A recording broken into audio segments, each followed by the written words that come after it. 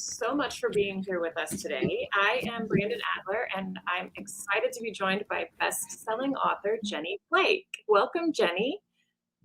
Thank you so much, Brandon. Thanks for having me, and to everybody who's here with us live. Of course, we're super excited to have you here today. But before we begin, I would like to give some quick housekeeping information for our audience, and then we can learn a little bit more about our guest. So there will be some time for questions at the end of the presentation. So please click below the live stream feed for the comments/questions button to ask your questions throughout the webinar. Also, as a reminder, the recording will be available tomorrow. So if for any reason you have to duck out early, you can get on to watch the rest of the talk tomorrow. So now to properly introduce our guest, Jenny Blake is an author, podcaster, and keynote speaker who loves helping people move from friction to flow through smarter systems powered by delightfully tiny teams. Her third book, Free Time, Lose the Busywork, Love Your Business, will help free your mind, time, and team for more of your best work.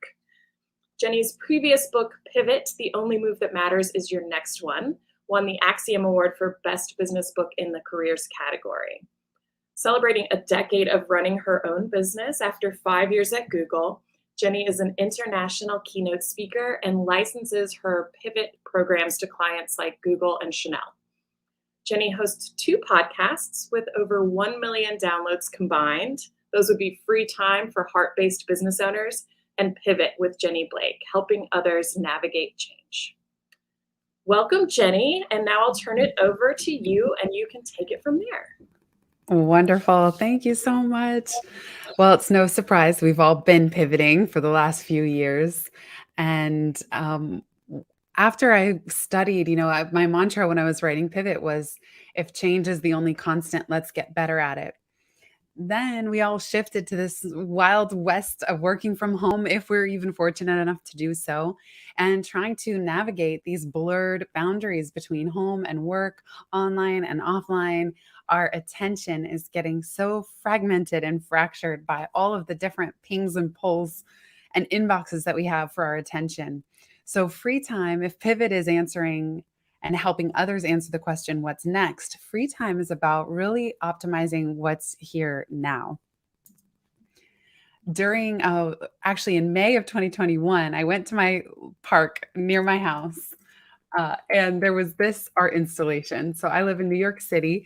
Many of you are familiar with the great Lady Liberty statue standing in the Hudson River, welcoming people to America's shores, especially if you're here stateside. But this one really stopped me in my tracks. The artist, Zach Landsberg, was, sorry.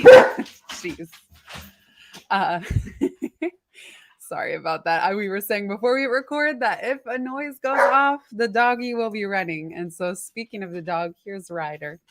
The artist was making 2 statements with this statue, and it's called Reclining Liberty. So he was saying, one, what would it be like if we stopped our striving and we weren't, instead of always go, go, go, this hustle mindset, what if we took a perspective almost like the reclining Buddha? We were more relaxed and we were more at ease. What could that look like as a vision for America?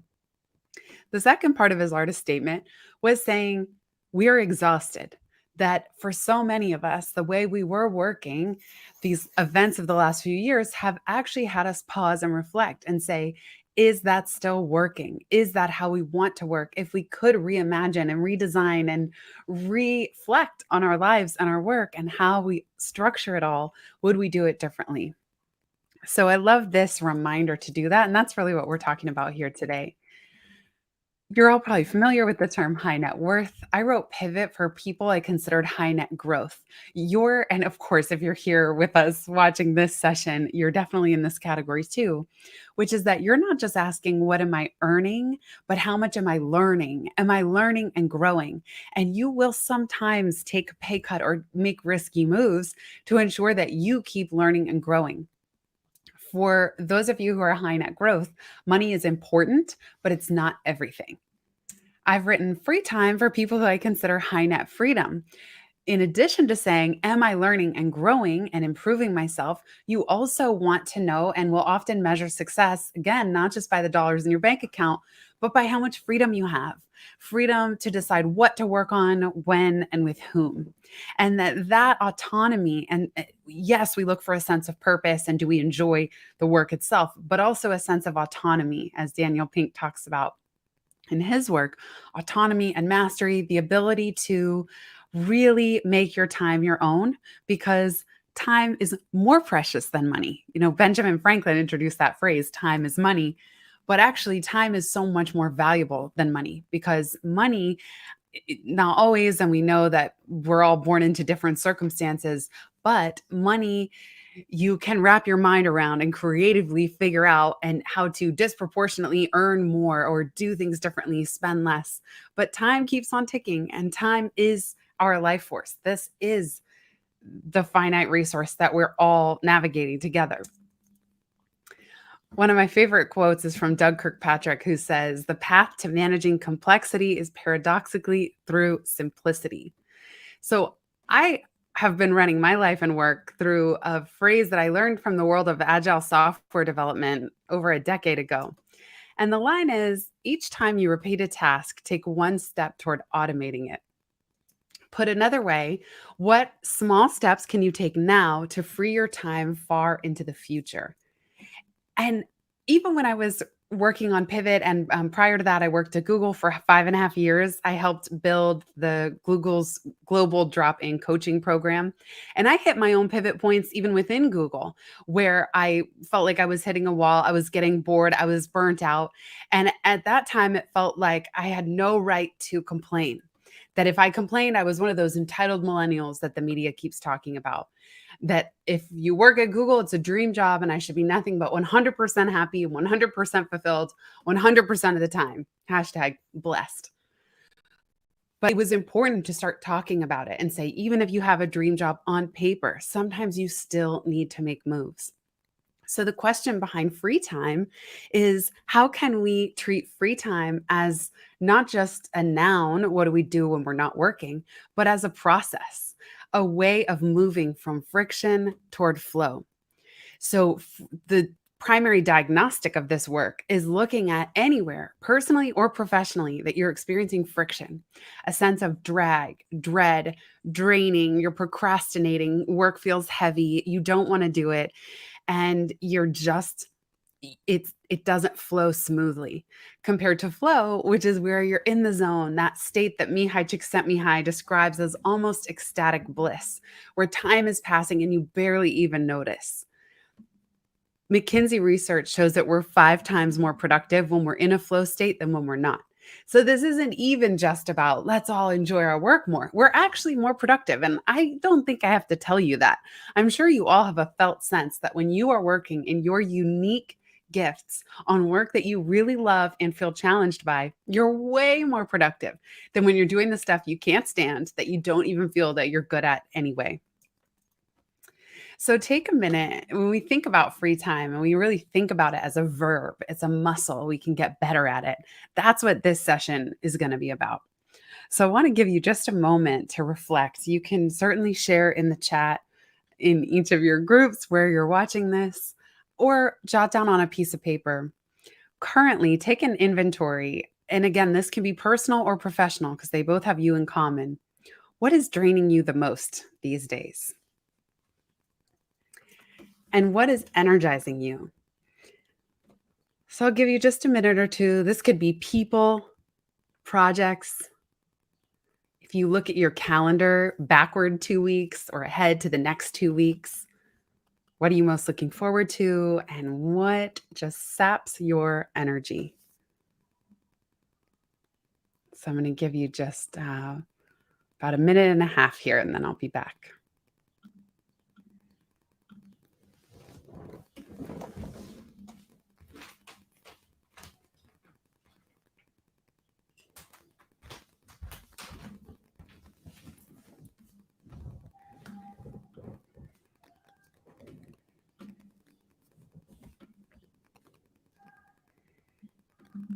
Think about, when have you been most in the zone recently?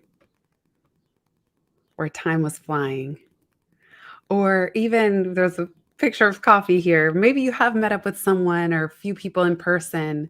Who charges your batteries versus who drains those batteries, where you feel, oh, like you actually need a break after you've spent time with a certain person or certain types of people or places? Could be even places that energize or drain you.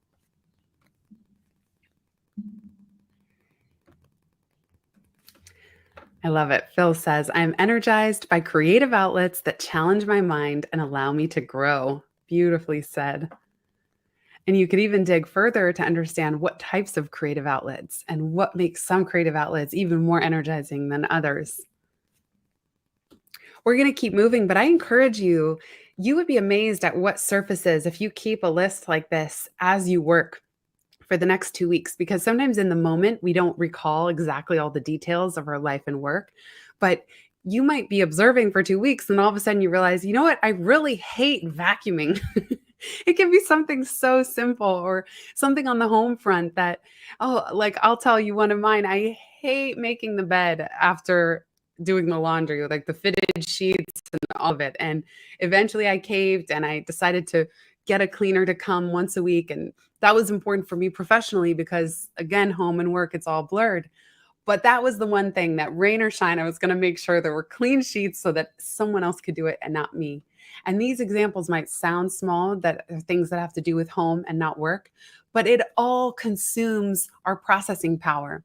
And the more responsibilities that you have across life, work, partnership, kids, pets, it's like we're running so many open tabs in our browser operating system of our mind that it gets cluttered and things slow down. And that's where burnout starts to happen. It's where we're juggling too much across all areas. So I encourage you to track this. Keep building your list of what energizes you and what drains you over the next few weeks. Kudos to Janet, who says, I just went from a job that drained me to a position that feeds my happiness and values. Amazing. Even though the pay is lower, I'm so much happier and feel so much better. I am not in bed and tuned out by 6 p.m. I'm maybe now in bed. But yeah, Janet, way to go. And it's amazing. That's such an example of high net growth and freedom, because even though you took a pay cut, you're so much happier. And that has so many intangible benefits down the road. The way to move from friction to flow is through a 3-stage free time framework that I developed. The 3 stages are align, design, assign. Align is all about asking, does this work? And this could be your macro container of your job, or if maybe some of you are running your own business, or even any one project that you feel is full of friction, but you're not sure why or how to fix it.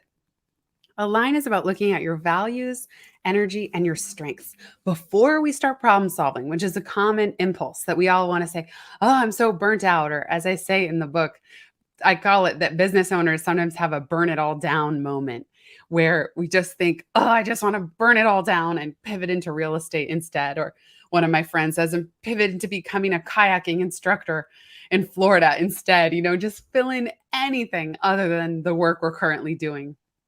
Even you might feel that way about your career, even if you don't have your own business. You reach that point of burnout and frustration. You say, I just want to burn it all down. Okay, so in order to first problem solve, instead of trying to shift the work itself, let's look at how do we realign the work with your values, your energy, and your strengths? Because if it does not fit any one of those things, like Janet described about her previous role, then maybe you shouldn't be doing it at all. So sometimes the best way to optimize free time is to do less and to drop things. And that's actually the greatest gift that we can give to ourselves. I'll share a couple principles for each of these 3 stages of the framework within align, design, and assign. It's not fully comprehensive. There was about 27 total in the book itself, but I'm sharing with you today some of my favorites. The first one, create an externalized mind. So here's what I mean. David Allen, he wrote a best-selling book called Getting Things Done. And he says the mind is for having ideas, not keeping them. That our mind is actually not a great place to store to-do lists and things we need to get done and next steps for projects. That the more we store in our mind, the more cluttered, chaotic, and stressed we feel. So the example that I share for creating an externalized mind, that means get it all out of your head. Everything, everything, everything. Think about Airbnb. When you stay at an Airbnb, there are instructions about how to stay there. You don't talk to the hosts every time to understand the basic details. And the example that I share is I remember I was staying at my friend Julie's house in London. She was not going to be there when I arrived. She was on her own business trip. And so as I was boarding the flight from Barcelona to London, I texted her and I said, "What's your Wi-Fi password?" She wrote back. And as I had a few follow-up questions, I realized this must be so annoying for Julie. Like she's in a busy work day. Here I am texting her details about her apartment. And I could imagine that as any next guest would stay, she'd have to repeat herself again and again.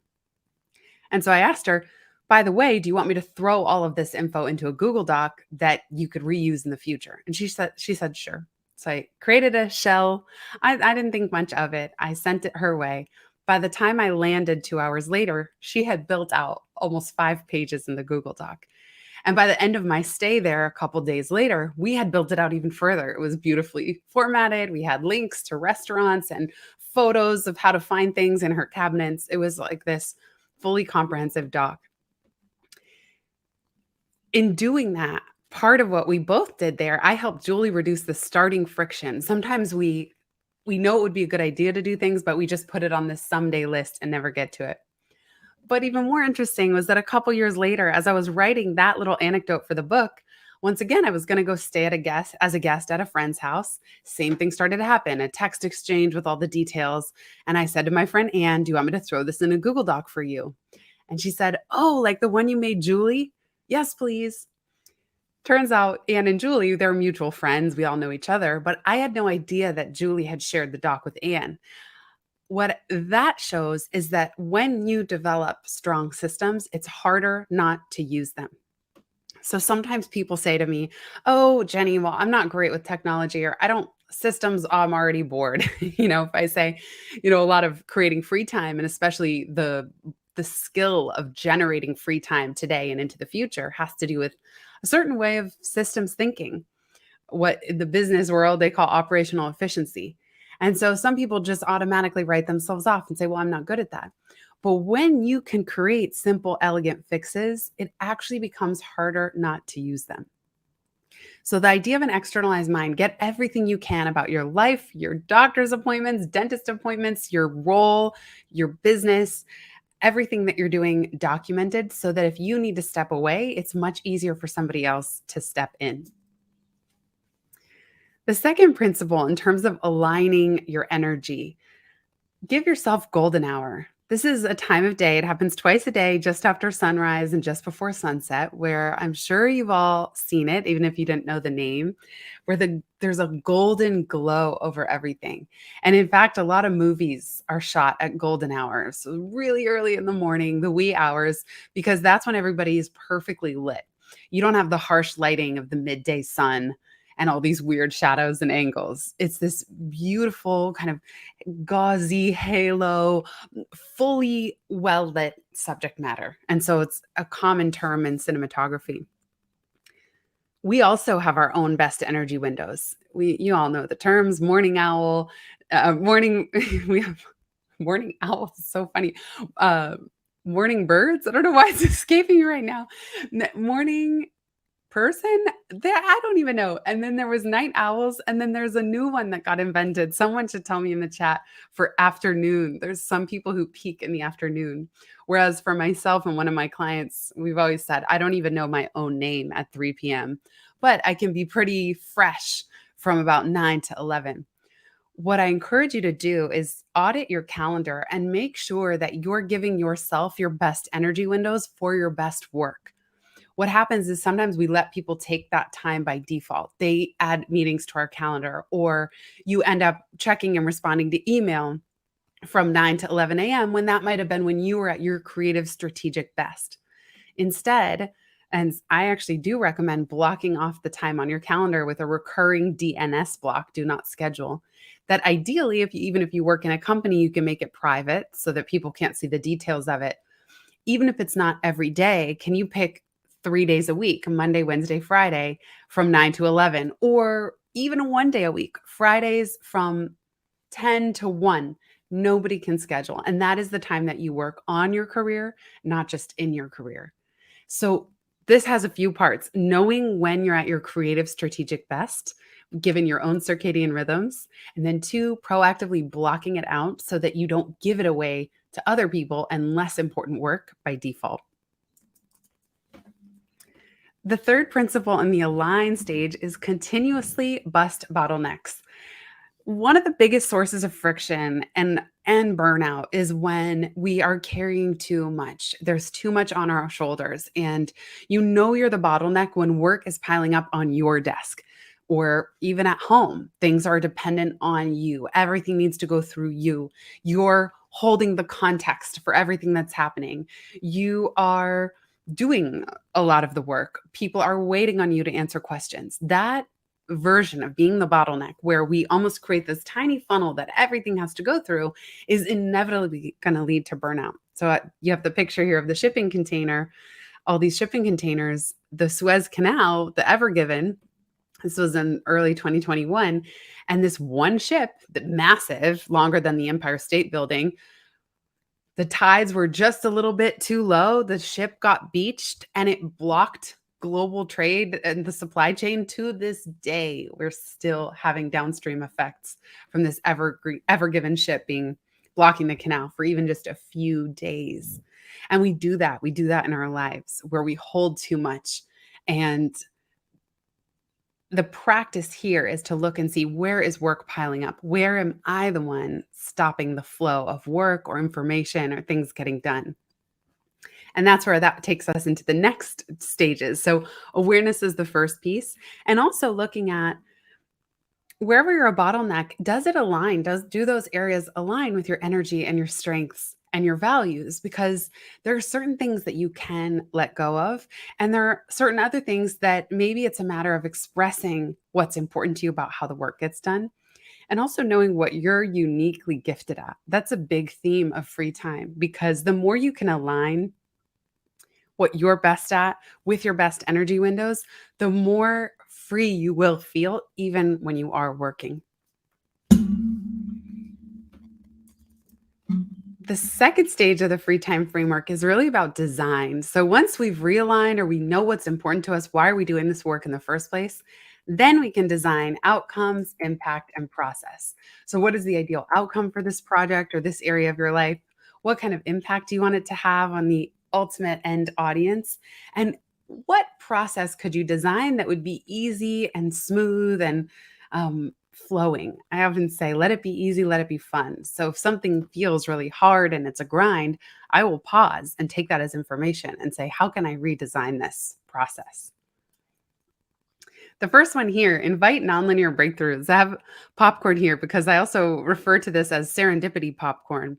But a lot of times we think that project work or even money, just the broader aim of earning money, needs to be this long, hard slog up and to the right. Something is going to take a long time. It's going to be really hard. Anytime you feel yourself falling into that narrative where other people tell you, like I have 2 podcasts and people will say, much like they tell actors, oh, well, if you want to earn a living doing that, first try to earn a living doing anything else. Don't bother with podcasts. It's too hard. But then I wouldn't do it at all. Or there's certain just people want to say how hard something's going to be. And that has the effect of completely silencing you, a creative aim, a creative outlet. My friend Petra says the world needs your imperfect voice more than your perfect silence. So whenever I find myself falling into all or nothing or compare and despair, analysis paralysis, I invite a nonlinear breakthrough. And I encourage you to do the same. Is what could be easy? I'm willing and open to be surprised. Show me a next step that would be joyful here. And you open yourself up to possibility that what if it isn't hard? I remember when I was thinking of leaving Google, this is over 10 years ago now, I just was so paranoid that I was going to lose all my money and end up in the proverbial van down by the river. And this fear voice, my inner CFO, kept saying, what if you go broke? What if you go broke? What if you go broke? It was constant. It was relentless. And how stupid are you to leave a company like Google? What are you thinking? People would kill for this job. I just, and what did I think I knew better than Google of how to provide for myself, give myself such a community of bright friends, the six-figure salary, 3 meals a day, fitness classes on campus. I mean, how on earth could my own business provide all of that for me better than Google? So I started in, but I still had this whisper in my gut about my best work and my genius and what I was uniquely skilled to do. And I was experiencing a lot of burnout trying to juggle my side hustles and my full-time job. So I started to ask not just what if I go broke, what if I fail, which was already a 24/7 line of thought. I couldn't make that go away, but I could start asking, okay, but what if I earn twice as much in half the time? And that was going to be my nonlinear breakthrough. I was inviting, at least I could have the fear, but I'm at least going to also ask this more empowering question. Over the years, that evolved to how can I earn twice as much in half the time with ease and joy? Because I didn't want to just earn twice as much in half the time with stress and chaos. So, with ease and joy while serving the highest good, how could I continue to look for solutions and next steps that would be easeful, joyful, and serve the highest good? And this inquiry stays with me still to this day as a guiding light. There's not necessarily any one specific answer. The next principle in the design section, solve for Sisyphean systems. So email is a good example of a Sisyphean system. Any area of work where the more you get done, the more there's no there's no end. Even if you hit inbox 0, more messages come in within a few seconds. And in fact, the better and faster you get at responding to email, the better and faster people reply back to you. It's just the law of email and inboxes. And now if you're on social media, which I'm no longer on social media because of the Sisyphean nature of it and how it was distracting and refracting my attention, you have inboxes everywhere. You have LinkedIn. Some of you will be on Facebook, some of you on Twitter, some of you in email, some of you in Snapchat and then TikTok, and the list goes on. Every time there's a new social platform invented, you get another inbox. Congratulations. So one thing you can do here is think of the game, The Floor is Lava, that many of us played as kids. Now it's a Netflix show. Work on the process, not just in the task. So instead of just getting to your inbox every day and slogging through and just trying to make progress, really be thoughtful, almost zoom out like a helicopter hovering over the situation and ask, how can I create process around this that might take me a little more time, like 1.5x upfront, but will make it so that it's only 0.5 the work moving forward. In the Floor is Lava game, instead of just hopping in the hot lava, which is just getting into an inbox and answering questions nonstop, build furniture. And furniture is process. So you want to build the furniture that you can hop from one piece to the next. The way to do that is to save guided responses for anything you're going to send more than once or the most common requests that you get. I use a service called Text Expander, even something like typing my email address or my home address or giving directions to my house to a friend. It's all saved so I can populate it with just a few keystrokes. Working on the process, not just in the system, means that you're thinking strategically about how to make this even easier the next time and the next time after that, and maybe even eliminating the need for that at all. So for example, instead of just answering questions from customers over email, every time someone asks a question, document it onto an external FAQ or an internal FAQ for your team or within your company. Everything gets documented. It's part of that externalized mind so that you don't have to keep repeating yourself. It's a big theme of free time. The third principle here, time block and bake in batches. My friend Jeffrey put it really well. So this is Cal Newport popularized a lot of this in his book, Deep Work. Time block means that you actually change and group the types of activities and when you do them. So for example, maybe Monday is admin day. Tuesday is content creation day. Wednesday, in my case, that's when I conduct interviews for my 2 podcasts. Thursday is when I have meetings with my team. Friday is when I do my own creative work. However you want to work it. Time blocking is assigning things so that you can get into a flow state with a certain type of work and stay there. Baking in batches means don't do all the work of making the cake batter, throwing in all the ingredients, preheating the oven, waiting half an hour for the oven, only to put one tiny cookie dough cookie on the tray. And we do that. A lot of us do that with certain tasks. And that also leads to burnout because we're never getting ahead. I did a podcast episode once of, are you drowning, treading water, or gliding? When we're drowning, that's that burnout state where we are gasping for air. We can't seem to keep up with the work.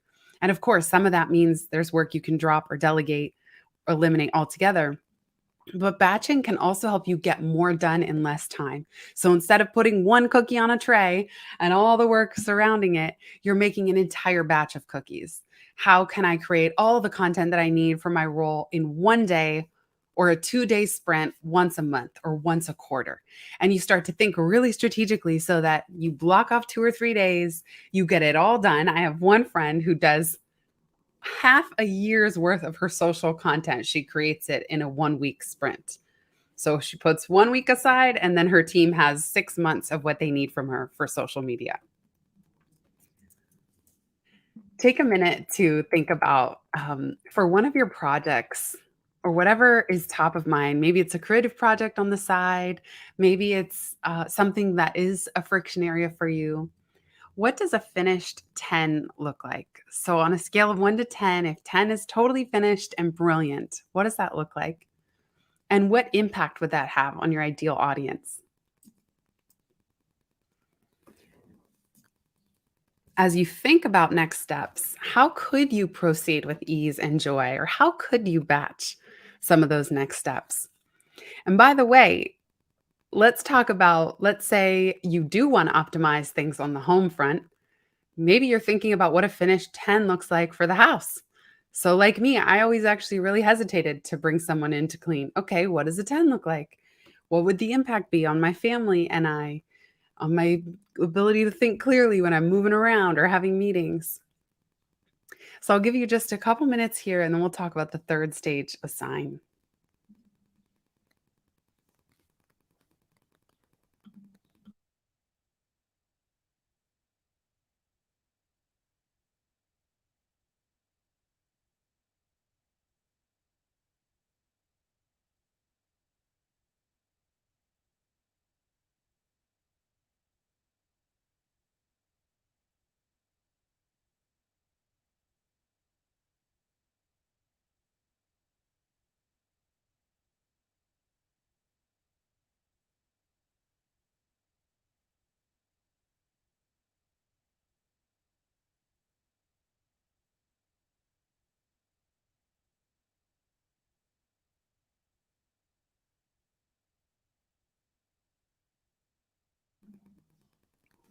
Okay, you can come back to these questions. These are what David White calls a beautiful question. In some cases, you need to live into them a little bit.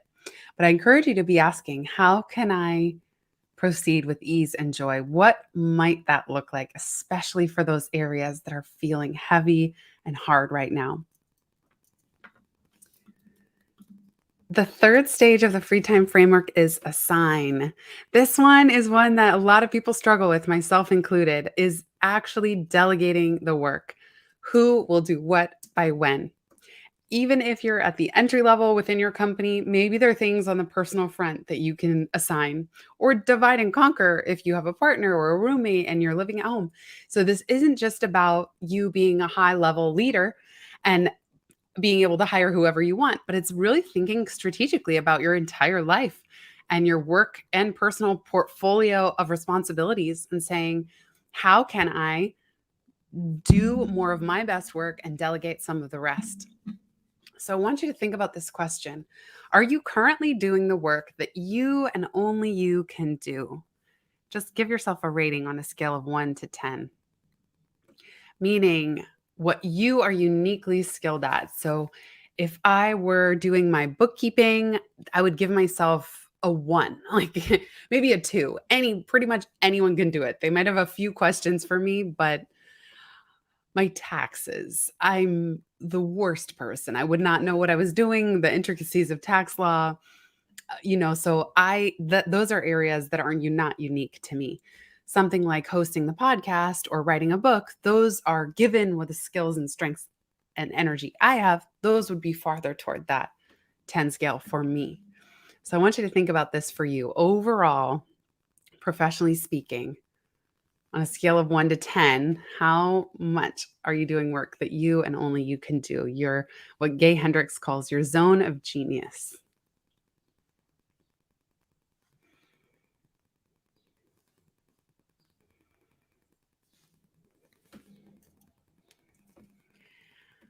One thing I encourage you to think about here, can you double what you delegate? Can you double what you delegate? This is one of those inquiries, just like earning twice as much in half the time with ease and joy while serving the highest good. It's not always obvious, but think about this. I have a friend, in fact, he lives in Florida. He was having trouble eating healthfully, and neither he nor his partner really love to cook. So he went in with 5 other couples on hiring a private chef. So together, they basically created a co op because no one of them maybe felt they could justify the expense. But with 5 other couples, they all banded together, hired a private chef, and then that chef cooks in batches, wouldn't you know, once or twice a week for this entire group of people. There you go. Boom. They just figured it out. They doubled what they delegated and found a way to solve this together.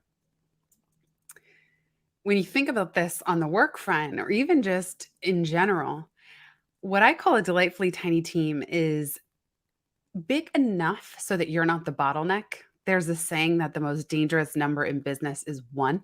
If you have 1 of anything, it's fragile. It can break. So if there's just you and everything about how to do your role or run the household is only in your head, it's vulnerable, and you're adding stress and pressure because everything is hinging on you. But as soon as you have a second person, you're still a little vulnerable if you're in a dyad, a pair, just 2 of you, because if one is out, the other one still has to do all the extra work. As soon as you get into a triad, 3 people, 3 lines of communication, it's much more stable of a shape. Where we start to run into issues, and it's no longer delightfully tiny, is when teams grow too big, and then the complexity adds stress and pressure and bureaucracy itself. So if you're a manager and you have too many direct reports, you become the all-seeing question answerer, and everybody's peppering you with questions and waiting on you for things, and it's really hard to keep up. So you can see that as the number of people in an organization grows, the number of communication nodes also skyrockets. So right around 7 people is the sweet spot for agile teams. That's 21 lines of communication. By the time you double it to 14 people, it's 91 lines of communication. And you need entirely different systems to manage a group of that size. So this is just something to think about for projects that you're working on, and also for yourself personally, of where are you happiest? When I became a people manager at Google early in my career, I discovered I didn't love it. I really didn't love it. I was okay at managing people, but it was not my zone of genius. I didn't really envision myself climbing the ranks of middle management at Google because I knew I would never be, which just wasn't in my nature to be CEO of Google someday. Not that I could have been. And so I actually went back down. There was an article that I was quoted in called Climbing Down the Corporate Ladder. And I was so happy about that title that I climbed down. I went back into an individual contributor role. And even now in my business, I purposefully stay small. The fewer people on my team, the happier I am, because the more I can do my deep creative work. And that's not for everybody. Some people love building. They love managing people and hiring and nurturing that team and expanding and growing the size of their organization. So I'm not judging what's right or wrong, but I am encouraging you to think about, when are you happiest? Because a lot of the research on team size only talks about productivity. What team size is the most productive? But that doesn't consider, when are you the happiest in terms of the size of the team that you're on. The final principle that we'll talk about today is what I call the Fiji test. This pairs with the manager manual, but I was finding myself asking a lot, too much really, what if I get hit by a bus? And it was just such a negative thought to be thinking over and over, what if I get hit by a bus? That I started to ask, what if I got whisked to Fiji? Or anyone on the team got whisked to Fiji with no notice, no ability to give notice, and no devices for 3 weeks. Could anybody else step in and seamlessly do the role? If you're working within a company, you work for someone else, you can still run the Fiji test, which is, are you making yourself replaceable? Are you continually looking for how to improve the role? to do less of the draining work, to automate things. I often say software is my first employee because I delegate as much as I can to software services now so that it's continually reducing what's on my plate. The Fiji test is that if you document and improve your role as you go, you're less stressed because you're not, you know that if you need to take time away, you need to go on, you want to go on vacation or you get sick, or even you are going to transition into a different role, that everything's already set, that someone can easily step in and take over. And that takes a lot of the pressure off, as opposed to when you're the only one and it's all hinging on you. And in fact, it's a way to add tremendous value. I can say it as a business owner. When I've had team members who work to make themselves replaceable, it means that they can do more and more strategic, creative work because we're continually problem solving and automating or getting rid of busy work. Because ultimately, nobody wants to do busy work and be buried by bureaucracy and bored and in the minutia, in the weeds. Nobody, I can guarantee it. It's maybe a very few people like to work in the details, but certainly not to be burdened by that busy work, which is another big contributor to burnout. So if you think about personally and professionally, just one more question for this assigned stage to reflect on. What next steps for a project or even on the home front could you delegate that would make the biggest impact? And maybe you don't even know to whom yet. Just think about, you don't even know who it would be, but ooh, if you could just wave a magic wand and get one thing off of your plate, what would it be?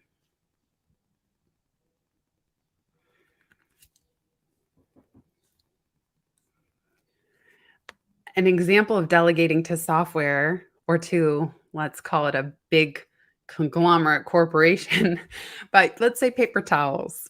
This is really silly, but I like giving the small home examples because then you see how much is possible across every area. Instead of remembering when you need more paper towels and putting this big bulky thing in your cart or even ordering them online, you can put them on subscription. You can easily see when about the cadence that your household, whether it's one of you or more, orders paper towels and put it on subscription. And then they're going to arrive by default when you need them. The only thing you'll have to remember is when to pause that subscription if you're going to go away for 6 months. But something like that means that when you delegate that to software in the form of a subscription, you actually never have to think about it again. Nobody has to have the responsibility on their set of tasks. Remember to order the paper towels every 4 months. It's off your plate. And right there, it's just a tiny example of something that frees your mind into the future.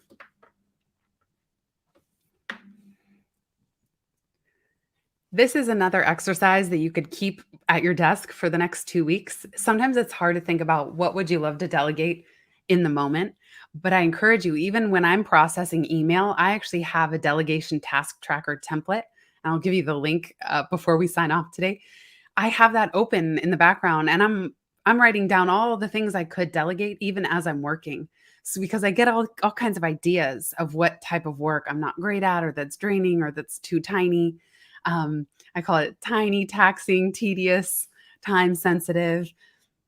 There are even services like TaskRabbit that sometimes you can hire, depending where you live, to go do in-person errands for you in a one-off way to just quickly get something off your plate if you're really crunched and pressed for time and in a pinch. So keep track of this over the next few weeks. What, if you could just, that question, if you could wave a magic wand and delegate anything large or small, what would it be? So as we move to questions, I'd love to hear in the chat, what's one insight or aha from this session? And what's one small next step that you could take next week or this week? What one next step would make the biggest impact? So as we start to move to questions, I would love to hear just one insight or an aha and one next step. You can tell us in the chat. And if you want that delegation task tracker, it's part of the free time toolkit, which is free. That's at itsfreetime.com/toolkit. So I'll put these questions back up, but let me just show you the URL so you have it. Here are all the resources. There's a free time podcast at pod.link/freetime. I run a private community called BFF. The book, as Brandon mentioned at the start, and the toolkit is totally free. There's a lot of templates for what we discussed today. So that's at itsfreetime.com/toolkit. And feel free to take a screenshot of this if you want to save those links. And then I'll move back to this slide just so we could collect a few replies. I see Anna wrote, a source of frustration for me is a supervisor who will not delegate and is the source of bottlenecks and wants to be the person that everyone has to go to for answers. So my question is how to help the supervisor realize this? Yeah, that's a good question. And a lot of times people don't delegate because they don't trust how the work will get done, whether it's conscious or subconscious. You might want to think about, I'm just trying to, it's so tricky, like navigating the personality that you're dealing with. But I would say to start small and to just ask, the more clear you could be, maybe the more you can build trust. And if you start small, you'll start to show that you can do these, or so what do you need by when, or here's what I'm going to do by when, and here's how you'll know. And perhaps as you would build trust, that it could start to reduce the bottlenecks, although I know the type, I know how difficult it can be. Another thing is sometimes they're bottlenecking because they think they need to see everything. And you could get clear about what decisions are mission critical that they look at, and where you could shift from, I need you to approve everything on your desk, to saying, I'm going to take this action by this date unless I hear otherwise. What that would allow you to do is keep moving, and then the manager can step in when needed if they want to give feedback, but that this train is on the tracks and I'm going to do this by that date if I don't hear back from you. And maybe you could get them to agree to that type of setup where instead of the work held up at their desk, it keeps moving, but you still provide regular checkpoints for it. Gordon says, would you suggest that a small startup with 15 people break into 2 teams to keep the delightfully tiny teams and lines of communication smaller? Should there be someone on each team that is delegated to take any necessary questions outside the team to keep communication nodes at a minimum? I think it's a great question, Gordon. And yes, worth thinking about with 15 people. Some companies will have you might have a delightfully tiny team of the leadership. So you might have the CEO and 3 C-level executives at the top. So the core team running the company is only 4 people. And then you might have pods. So if it's 15, maybe there's 3 pods of 5. And in a lot of companies, it might be engineering, product, marketing, or HR. Depends. I don't know how your business is set up, but in those smaller pods, yes, each one would have a team lead. And that way you're reducing just kind of the overall chaos of questions and things flying around. And you can sort of try to consolidate so that not everyone needs to know everything at all times. I also share in the book, every question lives 3 lives. So I love your idea of someone being responsible for, questions and communications across groups. When I say every question lives 3 lives, it's that if someone has a question, document the response internally. Don't let that answer live and die in a Slack ping or an email because it's really hard to find, or for anyone else in the company to find. Write it down so that you have an internal FAQ. And if it's relevant, post it on an external facing site. So the first life is when the question is answered. The second is when it's documented internally. And then the third is if it could be documented publicly. In my business, we use Notion. So one of the resources I've created is a Notion operations dashboard that is like a company intranet, so anyone can find what they need at any time. And you start to build that hive mind for the business and the collective shared intelligence that's searchable. Kelly says, early in the presentation, you posted the question, what steps can you take now to free time far into the future? In a recent company-wide meeting, we talked about the importance of tamping down on multitasking to be present on the task at hand. But it seems taking one step toward automation requires a fair amount of multitasking. Yeah, great question and pointing that out.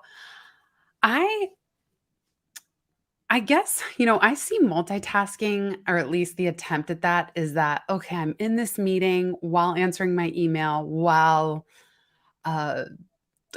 listening to a podcast, let's say. It's very hard for the brain. The brain can only be taking in one thing that's being said at that moment. I mean, of course, we can't listen to a meeting and a podcast at the same time, but even trying to listen to a podcast or a meeting and answer email, your brain will only get one clip at a time. You're going to be like missing. But when it comes to you're answering email and you think, aha, I'm going to repeat this. I just did this yesterday where I go, this is the 5th time I've answered this question. So I'm actually going to auto label emails as they come in with a clue of what my team needs to do or where they can find the documentation on this so that it saves time. Or I'm going to auto assign any message from this email. It's going to get auto assigned to this correct person on my team. I see things like that, almost multitasking in a different way, that there's multiple steps to one task, but that in thinking at that holistic 360-degree view, you're actually streamlining it into the future. So it's less about the distracted multitasking and more about multi-step tasking so that you reduce work in the future. And that I find really compelling. Like, how can you improve documentation for yourself or others, or create a canned or guided response so that you've done the hard work up front? So yeah, maybe instead of just answering the email, you've created a guided response. So yeah, you had to go into, whether it's in Gmail or I use Help Scout, a text expander. Yes, you have to now save that guided response and make it more general. And it might have taken you longer on that one email, but no one ever has to write it from scratch ever again. So that's the kind of multi-step tasking that I do recommend. Sarah says, your aha moment. Cooking meals and grocery shopping is a big stressor because I want to eat healthy, but cooking is such a chore. I hear you. I should find a way to automate this. My husband and I just started getting meals. There's all these different meal kit services, as you all know, but we started using something called Territory, where the meals arrive pre-cooked, because then we don't even have to do the meal kit. They just like, Territory sends pre-cooked meals, and they're not amazing, but they work. When we're hungry, when everyone's tired at the end of the day, we don't have to always cook something from scratch. So you might find, like in that case, it's delegating to a meal delivery service that delivers those pre-made meals. Mosaic was another one we tried and really liked. Adriana says, aha is to remember that we can't necessarily handle it all, and it's okay and in our benefit to delegate. Yes, and delegating does have a delegation curve where it's harder up front. You're nervous. You don't know if you're finding the right person. You don't know if they're going to do it well enough. You have to give all this extra instruction up front. But it is so worth getting through that tension. Unless, again, if you're like me and you think, I heard a podcaster say, by the time I need a personal assistant, I'm doing too much. Like, I actually want to scale back. And some people make a habit of just saying, no, I don't want to be delegating to all these people around me. So therefore, how can I be really creative about how I do the work, how you automate the work, and doing less? So it's up to you. But I encourage you, if you're someone that hasn't experimented too much with delegation, it can be so freeing to just have help with the really small stuff that you don't necessarily need to have cluttering your mind. So start with what's easy and what's relatively low stakes. Katie says, creating an externalized mind. Whenever I'm stressed out, I find I can quickly calm down by writing my thoughts out. I love it. Kate says, how do you think about batch working when you're not entirely in control of your own schedule? What are ways to influence that?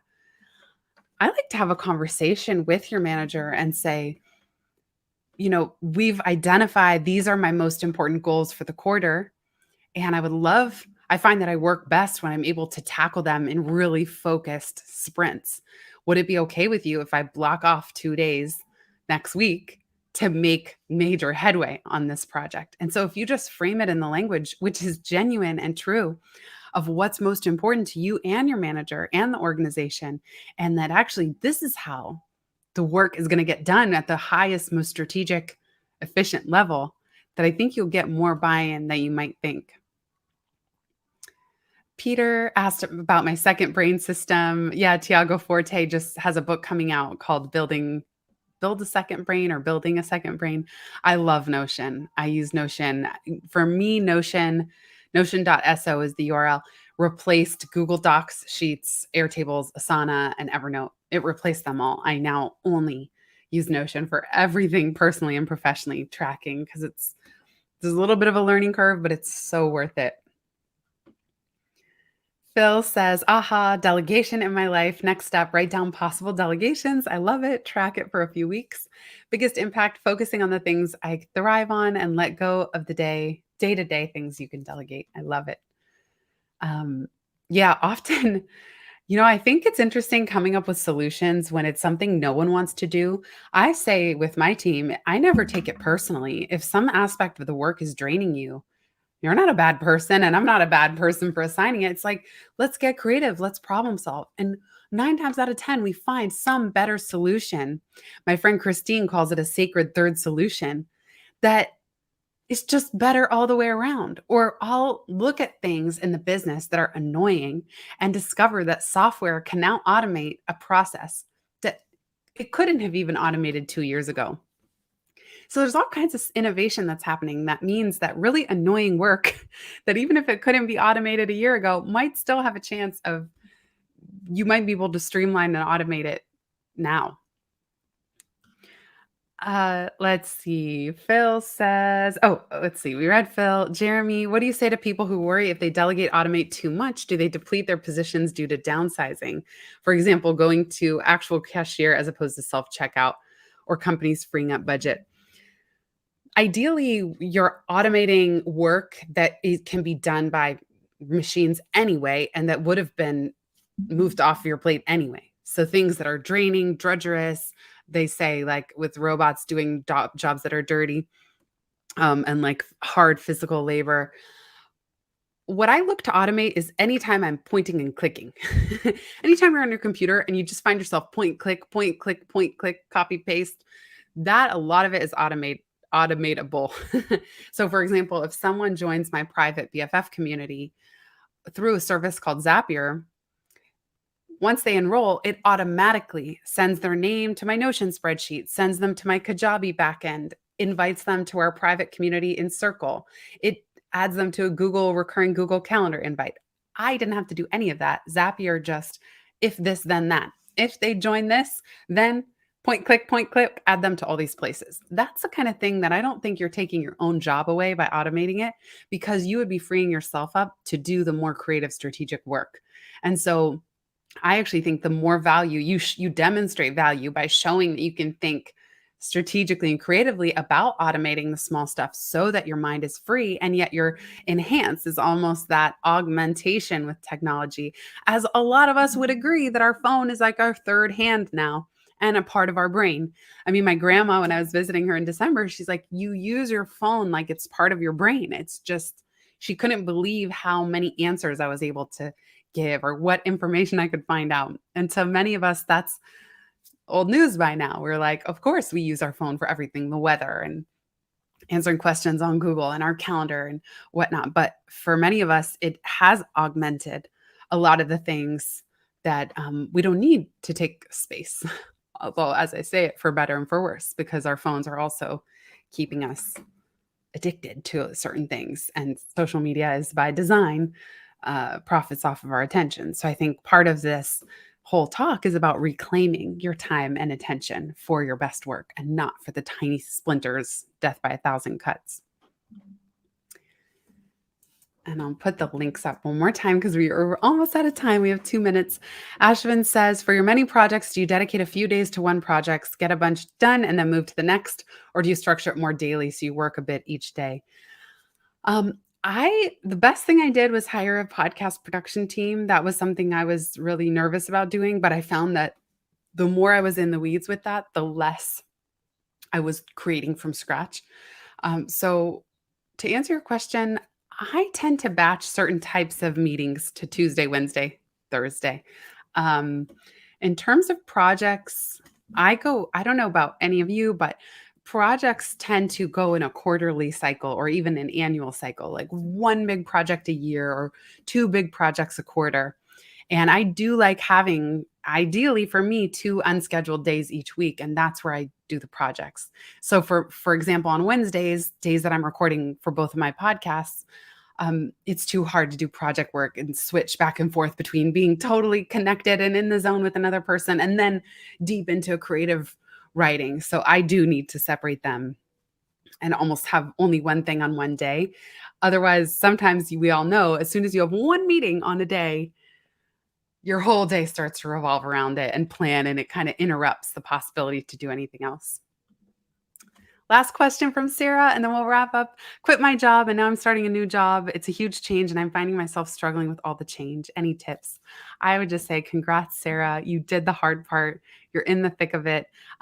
Go through, and for this 90-day plan, your first 90 days, go through align, design, assign, and just really think about what does success look like in your role.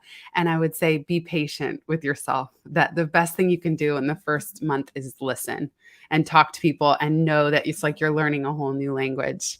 But congrats, really, you're through the toughest of it.